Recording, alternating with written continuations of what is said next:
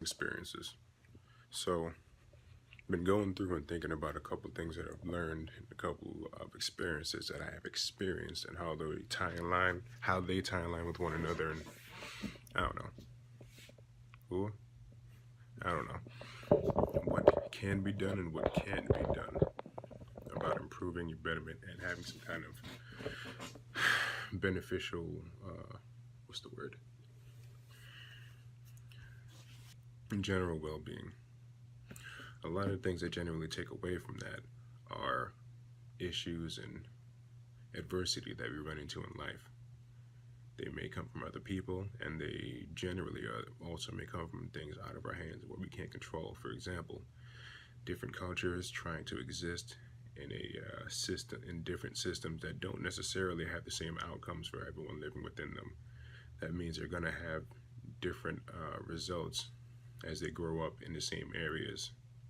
It's like different seeds being treated the same way, but at a certain level, receiving different nutrients, therefore not being able to grow as they generally would with the same amount of ingredients that all others are receiving, or in a process that would work for them.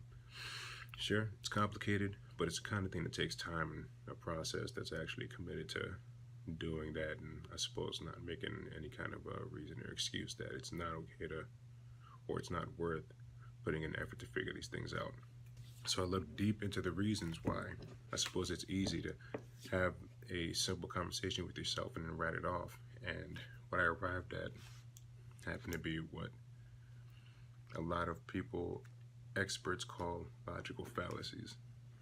And the more I looked into them, the more you realize, and I realize, how much they are present in everyday life. Now, examples of logical fallacies are terms they're not necessarily familiar or common, but the explanation of the actions behind it are things that we definitely have a lot of experience with, and at the very least have gone through at least once in our lives. Red herring, for example. Red herring is something that is purposely misleading from an entire point. For example, if you have seen Ocean's 11, the red herring is the obvious or the plot that seems to be going on, and not the plot behind it, as in the thing that you're not particularly paying attention to. A red herring in today's climate and conversation would probably be if you were looking at Colin Kaepernick's situation, the action that he chose and the reason behind it. The red herring would be the topic being shifted to disrespect for a country and a nation, and lack of patriotism, and those kinds of treasonous accusations, that kind of thing. That's a red herring, as in something that has nothing to do with what the actual initial issue was to begin with. Say you were to visit the reason that these things were going on, or he was actually taking the actions that he was taking. Those responses, lacks of patriotism, etc., generally wouldn't have anything to do with the actual problem that's being spoken of. Another one is called ad hominem. It's generally whenever you attack either the idea or the person that's presenting the idea. So that means you're generally not listening to something that's being presented to you.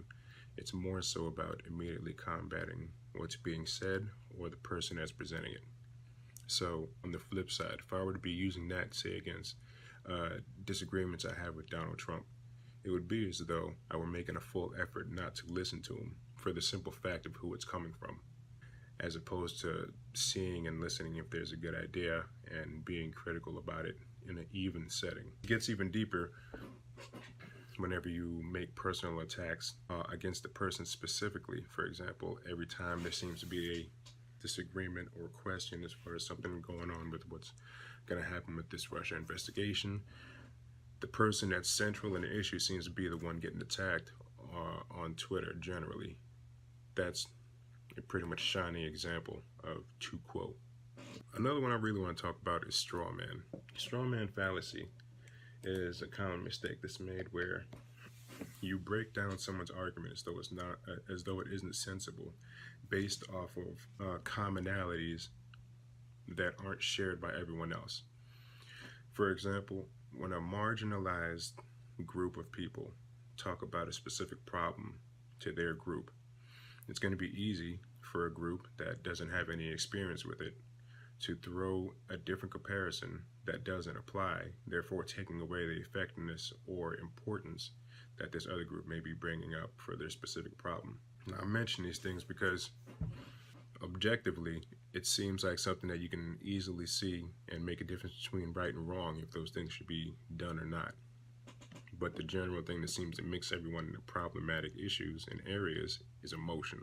Emotion will usually have some sort of a veil effect and give you reason to make unconscious decisions that aren't in the best interest of what the goal should be for whatever you're trying to figure out. If anyone's really trying to figure out a solution for that, it is important to actually acknowledge and be honest about the problems that we do have and the mistakes that we do make in a general and constant context. I myself have made these mistakes in the past. What's important is that I realize where those habits take place and how they are detriments to the well-being I'm trying to enjoy in my life. And I make a solid effort to do something about it and make a change so that it's not a part of my habitual existence anymore. Instead, it's more of trying to make an honest choice to understand where I'm making fallacies of my own or where I'm having different bias that I have not realized yet. And being vigilant to make sure that you're being communicative in ways to others so that perhaps they can, or you all can enjoy some same kind of aura and understanding and benefit from one another.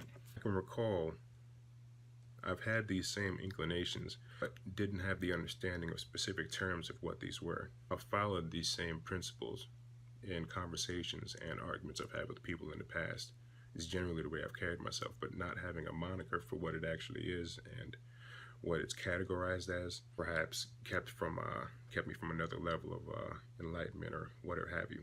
But the point is, it's present in all of us the same way the choice to expand on that and strengthen that is present in all of us. And all the people that I've talked with in the past, all the conversations that we've had, I go back to the countless conversations in smoke pits. These same principles up countless times for the hours and days and nights that we've had our wide spanning conversations on various topics. So it's fair and safe to say that the same people that I know and I'm honestly full aware of have the ability to do these things can at the very least be somewhat translated to represent some kind of population of the country that we live in.